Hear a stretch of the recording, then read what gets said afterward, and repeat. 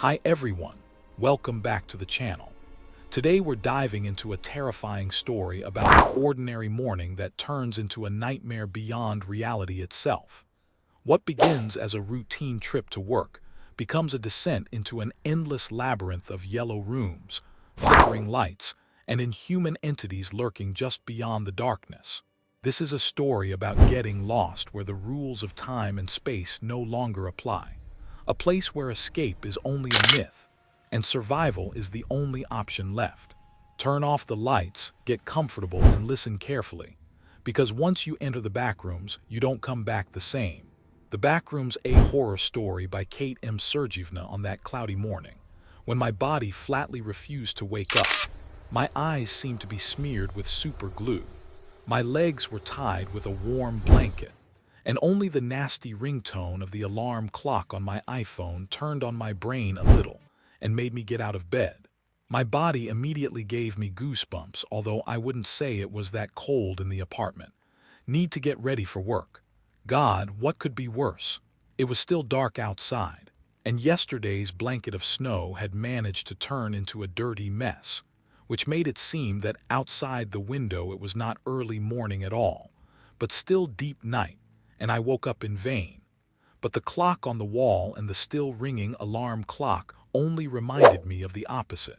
Wrapping myself in a blanket, I went to the kitchen so that I could make myself some tea and at least warm up a little. While the kettle was boiling, I finally overcame myself and went to the bathroom. A cool shower brought me to my senses and completely freed me from the shackles of sleep, and hot tea and sandwiches warmed me up a little. It was really cool in the apartment. Strangely, the thermometer showed above zero temperatures, probably because of the wind, I thought. A long day of work and another day of my gray routine life lay ahead. That morning, more than ever, I wanted to change something in her, to get rid of it all and finally begin to live and not exist. The tea was already getting cold. The sun was slowly beginning to rise, adding at least some color to that depressing landscape outside the window. Finally, looking at my watch and distracted from my dreams, I realized that I could be late and get a reprimand from my superiors. In a hurry, he got ready and left his den. The same road, the same children walking with dissatisfied, sleepy faces to school on a bus that was always in a hurry, like me, crowded with people. And this is what I saw every single day. But that morning, everything was somehow different. A strange feeling settled inside me like a parasite, a feeling that seemed to beg me to stay home today.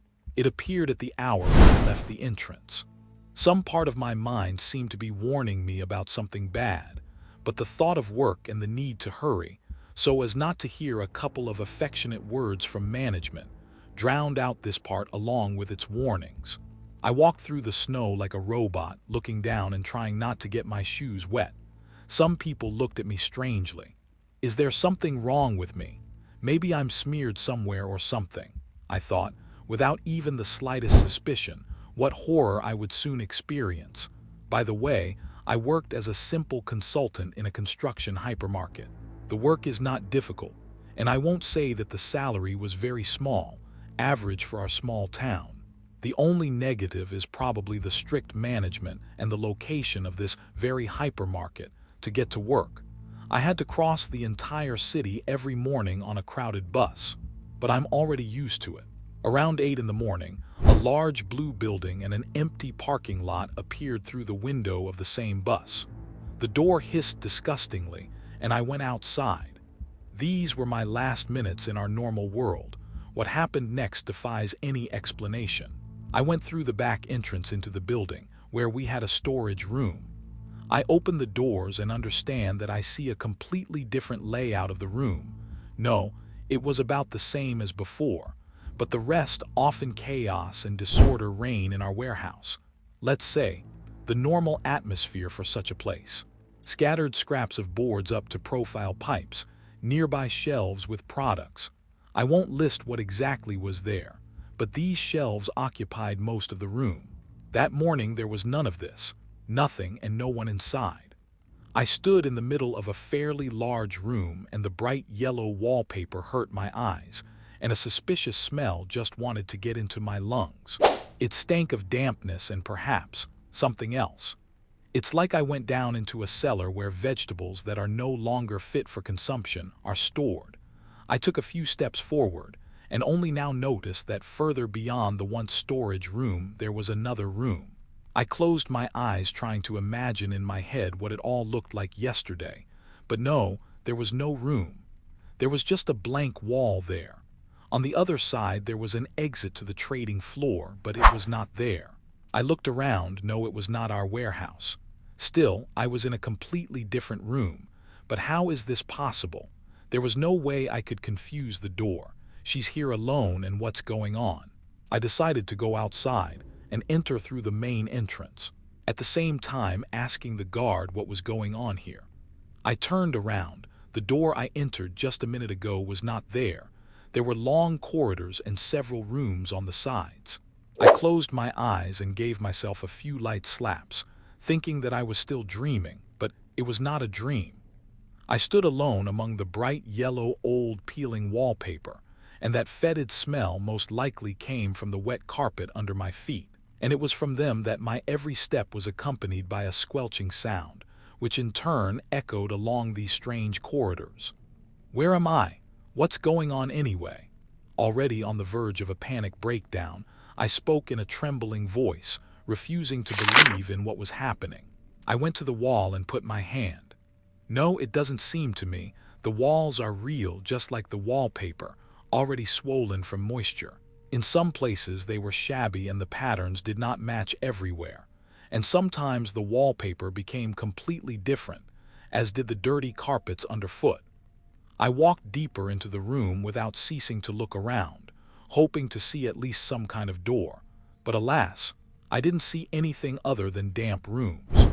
Sometimes large fluorescent lamps flickered above the ceiling, producing a nasty crackling sound in seconds of darkness. It became creepy from the very awareness of the unreality of what was happening. My heart began to beat faster and my mouth went dry.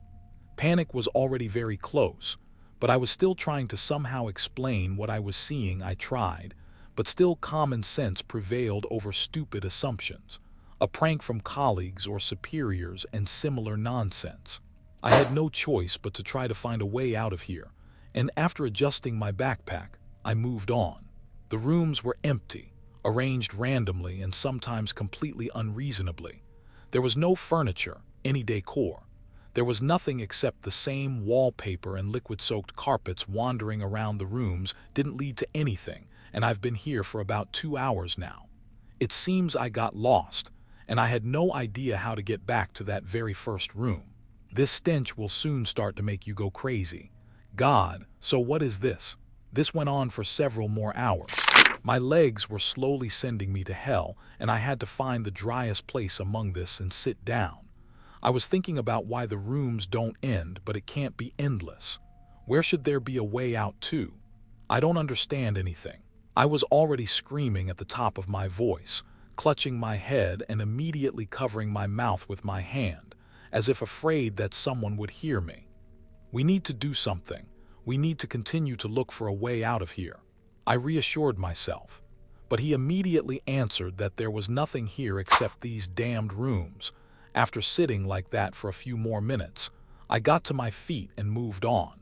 The endless rooms and corridors were already overwhelming, and I had to check each one for the presence of a door or something else. But it wasn't there in an hour, not in 5. I stopped several more times because my legs simply refused to move. My brain didn't pay attention to the constant flickering of the lamps, and the sounds under my feet no longer seemed as vile to me as before. Maybe I had already gone crazy.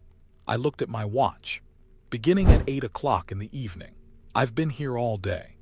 I spent the whole fucking day wandering through the yellow corridors until it finally dawned on me that the layout of this place, literally even behind me, was changing. I even decided to check it out. I hadn't paid attention to it before. Now I remember one of the rooms and marked it with a pen. I always had a notebook and a pen in my bag. And what do you think? I walked forward a few meters and immediately came back. In place of this room, there was now an ordinary wall. and I actually found my mark on the wallpaper in another room a few minutes later, on a completely different side of this ill-fated corridor. I didn't see the point in going further, and I had no strength at all. Even snacking on homemade sandwiches didn't really help, and finally, having once again made the pass, I fell asleep without realizing it. I slept extremely poorly. The constantly flickering light hurt my eyes and kept waking me up. I still hoped with all my heart that one day I would wake up and find myself in our usual hypermarket, among shelves of goods and work colleagues, but instead, I once again opened my tired eyes in one of the rooms. I saw some movement ahead. There was someone there. When I came to my senses, I jumped off the floor and ran in that direction. And no, I didn't dream it or imagine it. There really was someone there. I started screaming at the top of my lungs, hoping that there was a person there, but soon I had to regret that I had even opened my mouth. After all now, in addition to the risk of flickering lamps, another sound has been added, something similar to a growl. I don't know, like the sound of some kind of wrong dog. A legion of goosebumps ran through my body, and from what I heard, I turned around and again saw someone hiding behind the wall of one of the rooms. This time I didn't rush after him, much less shout, because I still saw who was there, a dark silhouette wriggling like a huge snake. With extremely long limbs, I still didn't have time to see what exactly it was. From what I saw, I was smart enough to understand that there was something creepy and inexplicable hiding in the room, just a few meters from me. This made me understand that I needed to run as fast as I could in the other direction, and the faster I did it, the better it would be. It was as if a second wind had opened in me, and turning around, I ran away. I ran as fast as my terribly tired legs would allow. He ran without looking back. He crashed into walls, fell, got up and continued to run until he finally ran out of steam and collapsed onto the same carpet soaked in an unknown stinking liquid. The clothes are wet. I lay there and almost spat out my lungs. I only heard a growl and saw the flickering and crackling of lamps, but something inside told me that I had not gone far, and panic was about to take complete control over me. I got to my feet and turned around, first in one direction, then in the other, and just started crying. I cried like a little girl. I still didn't understand what was going on in this place, and what kind of place was this anyway. But at the same time, he realized that he had found himself in some kind of anomaly, that some kind of devilry was happening around. Well, I can't call it anything else. The desire to look for a way out had already disappeared, and after what I had seen, I wanted to hide in the farthest room of this damned place and not come out until at least something changed. But in those minutes, I didn't hear the growl, and that was already good. After catching my breath and wiping away my tears, I once again rose to my feet and hit the road. Several more times I heard his roar and saw a moving silhouette in the distance very close. That same dark, wriggling silhouette, and it was not a person. This was something truly terrible, something not from our world. It shouldn't exist, it's unreal. But I saw him, okay, if only once I could attribute it all to a hallucination, but I saw him many times in the last hour. I wandered around the rooms for several more hours, until I saw some changes in the distance on one of the walls. As I came closer, I saw ugly inscriptions scrawled on the tattered wallpaper, level 0. Suddenly, I froze. From somewhere far away, I heard a terrible roar, a roar that made me tremble. Lord, what was that? I thought then, slowly turning back and realizing that about 20 meters behind in one of the rooms was standing the one I saw earlier. No longer hiding, he stood at full height and seemed to be watching me all this time. It was as if he was watching and did nothing. Creepy creature. I can't call him anything else. The disproportionate limbs all over his body looked more like some kind of tree. I didn't have time to see the face of this humanoid. The vision began to ripple, as if television interference had appeared, and the one who was standing in the distance suddenly appeared closer. That's when I decided to run. He jumped out of his seat and almost tripped. I didn't fall. Fortunately, I kept my balance. Behind me, I heard screams and screams that made my blood freeze in my veins. I ran with all my remaining strength until I realized that I was falling down some steps in darkness. I hit my head hard, and it seemed to me that I lost consciousness for a moment. I opened my eyes and can't believe my happiness at the end. But this feeling was fleeting. The yellow walls disappeared, replaced by the shabby, moldy walls of some basement. Yes, it looks like I ended up in some kind of basement. The smell of dampness in it only intensified, and it still stank of some kind of mold. No wonder, I thought, and drew attention to the rusty pipes along the wall, of course. The lamps continued to hurt my eyes, which sometimes went out completely, plunging me into darkness for several seconds and sometimes even minutes. Having risen with difficulty, I looked around and even admitted that I was moving in the right direction. After all, I was already in another room. A possible exit is somewhere nearby. God, how stupid I was. I had no choice but to move on. It was creepy here. The rooms were less common this time. They were mostly endless basement corridors. The water dripping from everywhere affected my brain, and I walked, never ceasing to think about who I saw among the yellow rooms. Now I had no doubt that I had actually entered some kind of anomaly. A terrible place in which something inhuman lives, something that was clearly chasing me, not with good intentions. I was just lucky, I thought without taking my eyes off the flickering lamp. Now these were no longer the same light bulbs as in the yellow rooms, but the simplest lamps like in the entrances, and they went out, then lit up again, and once again when the light disappeared. Quick squelching steps were heard, as if some animal had quickly crossed the corridor very close. Then the light came on again and I backed away, realizing that there was someone ahead. This anomaly is teeming with evil spirits, but what else can you call what I saw and heard? I doubt that this time a person was running ahead. I need to get my phone, and when the light goes out again, I will turn on the flashlight. After catching my breath, I moved on. I'm very tired. I wanted to eat and drink. My legs already refused to carry me any further. I've been wandering around this damn anomaly for almost a day and my body needs rest. But I can't afford it simply because I'm scared. I soon realized one more thing. As long as the lights are on, you can feel safe, no matter how strange it may sound. But as soon as they go out, a chilling sound begins to reach me, the blood from which runs cold in my veins. While checking the next room of the fetid basement, where there was not a single light bulb, and opening the old door, I heard shuffling steps inside the room and saw a smile.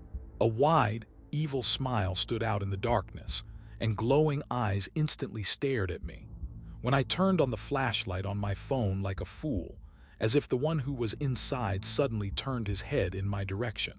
In a small empty room stood something truly terrible. A broken and smiling humanoid figure. There were even some remnants of clothing on him or just some rags. I didn't look at them. But the worst thing was his smiling face, and in general the movement of his body, which was accompanied by a characteristic crunch. The face, not even the muzzle, was covered with wounds and ulcers, and the eyes glowed like lanterns. They really stood out in the dark, as did the smile. He only looked at me for a couple of seconds and headed in my direction. I didn't hesitate and rushed away from this place. I felt especially terrified. My legs became weak and sometimes gave way so that I fell straight. The monster, smiling, chased me until the lights came on again. Once again, turning around, I did not see my pursuer. There was no more strength left. I need rest, otherwise I won't be able to escape next time. I found a room. A dim light was burning in it. I hope it doesn't go out while I'm inside. I hope no uninvited guests come to visit me. I sat down under the wall like a frightened kitten and took out a notepad. The pen was still writing. Afterwards, my eyes closed and the falling drops no longer bothered me, but rather lulled me to sleep. I was never able to regain my strength normally. These sounds, I don't even know how they can be compared. Every now and then outside the room, these shuffling steps, screams, and most interestingly, were heard laughter.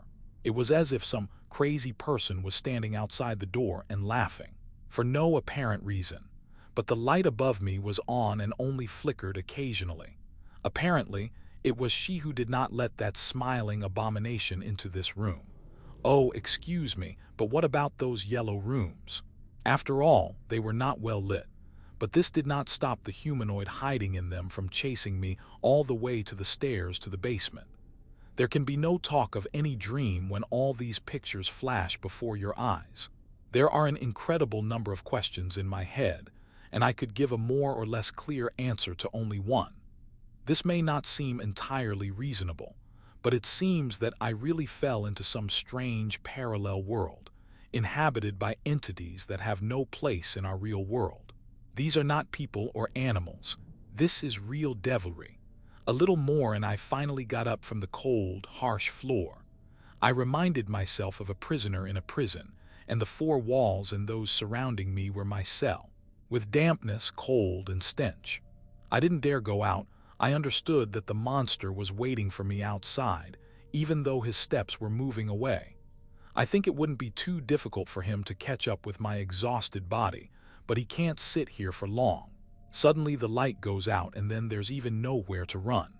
I took the phone out of my pocket in the stupid hope of catching at least one cellular connection, but it was all in vain. There was no network. As quietly as possible, I walked to the door and listened. The vile chuckles were still coming to me. Perhaps I can leave the room without anyone noticing me. Through the door crack below, I caught the moment when the light came on and opened the door. An ear-piercing creaking echoed along the corridor. I froze. I stared into the distance where I clearly saw a silhouette. It was that same smiling creature. Without waiting for her to come running to me, I gathered all my remaining strength and ran in the opposite direction. My steps were extremely loud and gave away my location well. But I ran and ran, hoping to quickly find a way out of here, while at the same time being afraid to go even further. This damned corridor refused to end, but my strength was already running out, and having stumbled once again, I could no longer get up. Spitting out my lungs, I leaned on the peeling wall and finally raising my head, I saw many different doors. I tried to see them in the flickering light, and not even a second passed before the endless corridor plunged into impenetrable darkness, causing my heart to beat in my chest like a jackhammer, because the roar came to me again from these many doors. My body was ready to release another dose of adrenaline, and not without difficulty, getting up from the floor, I frantically tried to find the phone in my pocket to turn on the flashlight. I understood that if you stay in the dark without a light source, it's unlikely to end well. Finally turning on the flashlight, I was dumbfounded. The light scattered about 5 meters further along the corridor, exactly in the place where there were many doors, and it was precisely at this distance from me that the smiling creature that had been pursuing me all this time stood. While I was shining on him, he did not move, and I was able to get a good look at him. And not only him.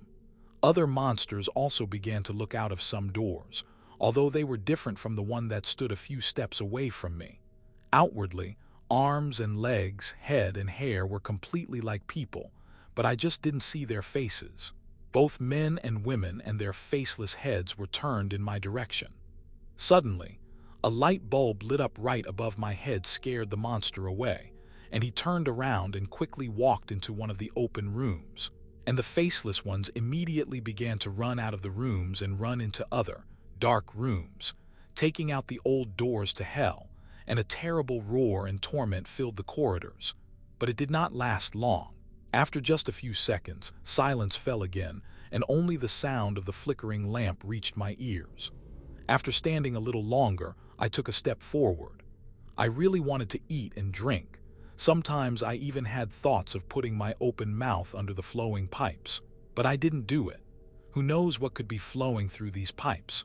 But there are no other sources of water here. Slowly moving forward, I no longer hoped to find a way out of here. Even in this corridor, I walked past all these doors knocked out by faceless people. Half an hour later, the mobile battery died, leaving me without a backup light source, and I just wanted to see how long I had been here. And before the screen went dark, the clock showed the beginning of 9 in the morning. But the most interesting thing was that the date was 12/06/2021. It was on this morning of this day that all this began. So, what does this mean then? I'm only here for a few minutes. Although I'm no longer surprised by anything. Perhaps in this shitty anomaly, the equipment fails much earlier than intended. Although all this time that I have been here the clock has been running normally. I continued on my way, still risking drinking some water from the pipe. And in vain I was afraid to do this earlier. The most ordinary water with a slight metallic taste. Soon, blood-chilling screams and screams began to reach me again.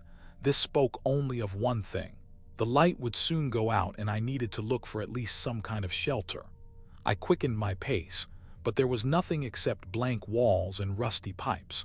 I even had the thought of returning back to these doors, but at that same moment I remembered that they had disappeared and the light soon began to fade, which already seemed strange to me because this had never happened before. The light bulbs simply flickered. Here the situation was different. The light seemed to be gradually, slowly faded away. I tried my best not to panic and tried to turn on the phone, but all in vain. My breathing quickened as well as my heartbeat. My mouth went dry, and a fetid smell hit my nose, as if a body was decomposing very close by. Everything swam before my eyes, and I fell on my ass, hitting my tailbone hard and involuntarily screamed. Only by opening my eyes did I begin to notice how the light was fading, and the walls around me were beginning to narrow. And when darkness came, I heard disgusting squelching sounds, and I felt hundreds of people raging around me. Insects. I crawled back as best I could, but it was no use. There was something not far from me. I heard that there was someone there, and soon it appeared, or rather, I saw it myself when my eyes got used to the darkness. An ugly pile of moving limbs is the only thing I can say about it, and you can say that I'm already used to seeing something here that exists it really shouldn't. But this time, I almost shit my pants equals animal horror seemed to paralyze me, and this one was getting closer and closer to me, and when it was already very close, one long bony hand came out of this whole pile of limbs and grabbed me for the clothes. I came to my senses and, throwing off my jacket, escaped from the tenacious limbs of this creature. He got up and ran. Soon, I hit hard against some open door and fell to the floor again. But there was very little time since the hand was already approaching, and I got up and ran into the room, slamming this very door behind me. I moved on. I could feel the earth under my feet. The dry grass was still quite cold. I was glad to go out and involuntarily smiled. I stood in a small clearing surrounded by dense, even very dense forest. It was dark as the damn corridor. The only source of light here were fireflies, circling in small flocks. It's somehow strange. All this is wind, fog, fireflies. It's winter outside. What kind of fireflies could there be? I don't understand anything. Did I go out or not? I asked myself this question out loud and without answering, walked a little further into the thicket of the forest, looking carefully at such strange trees. I've never seen anything like this before. Soon I came out onto a forest road which, in turn, led me to a fork. There I saw a rotting body lying next to a rotten sign. The corpse stank so much that I had to hold my nose. I approached him with my hand and began to examine him. The young guy lay as if half in the ground, like in computer games where characters fall into the textures. He was slowly eaten by worms. The environment was simply unbearable. Leaning towards him, I began to rummage through his pockets, looking for something useful. My pants were empty, but when I pulled out a small flask of water from the inside pocket of my jacket, I felt him twitch. I did not take my eyes off the body, realizing that I found myself in just another strange place in this ominous world. The corpse naturally began to rise on the ground. It was an absurd and creepy sight as hell, and nothing better than hitting him came to my mind. Head of the corpse and began to run away from this fork. So I did, and his head fell in the other direction from the blow, making a characteristic crunch, and I ran to the left. I don't know where the strength came from. I ran along the path for a long time with short breaks. I'm sure there were few creatures here compared to those rooms and basements. Panic thoughts that I need to get out of here quickly, otherwise they will eat me. No, now I was only thinking about what to eat myself. After all, if I found a bottle of water in that corpse's pocket, then somewhere along the way I might find food. I also met several living corpses. As I got closer, I realized that they somehow sensed that there was a living person nearby, and when he approached, they tried to grab him. Soon I came to a pond. Everything looked more like a swamp. The water was overgrown with sharp reeds, but the smell was appropriate. There was no way to see the road beyond unless you made your way through the dense forest here. The choice was obvious. I turned around and ran in the opposite direction, and only when I heard a normal human cry, "Yes, stop, don't be afraid," stopped right away. Yes, these were people, living normal people. Did I really get out? It all just seemed to me like this. Yes, most likely this was the case. The rough male voice was heard again. Finally, they appeared from the darkness. I couldn't contain my emotions and went up and hugged one stunned bearded man. The men looked at each other and shrugged their shoulders. "Boy, what are you doing?" asked one of them. "Okay, let's go, dear. Now we'll tell you everything. Don't worry, you're safe now." To say that I breathed a sigh of relief is an understatement. I felt like it was really safe here now. The main thing is that, for some reason, I believe these people, but in truth, I had nothing else left to do. Judging by the way they navigated the area, they had been here for quite some time. 40 minutes later, we came out onto the road, an ordinary asphalt road, and there was already a small building there. Apparently, this was once some kind of roadside store. We went inside. There were other people here too. In total, I counted 10 people. 3 young girls, 2 older women, 4 adult men whom I met in the forest, and 1 teenager, a very young guy. Everyone was doing their own thing. They were like family, although completely different from each other. The eldest's name is Sam. He asked a lot how I got here, what happened. I told him everything about how it happened. Yes, everyone here has their own story. One is better than the other. Exhaling smoke, he croaked. "I hasten to upset you, my friend. There's no way out of here. My dear, you have found yourself in a parallel world which we call backstage, and everyone who lives here calls it that. There are some very strange things going on here, both scary and good. For example, food and water appear on store shelves on their own. We even stocked up. People adapt. We are slowly inventing all sorts of weapons to fight off the local population. The days went by as usual. As it turns out, there is sometimes electricity in this place. On the other side of the swamp there is also a cafe, drowned. They say that there are also armed people and bandits here, and where would we be without them? But after living here for several days, I realized that not everything is so bad. Thanks for watching. If you enjoyed this story and want to hear more dark and unsettling tales like it, don't forget to like the video and subscribe to the channel. Let me know in the comments what you think happened to the main character, and whether you believe there's truly no way out of the backrooms. Until next time, stay safe, and don't wander where the lights can't protect you.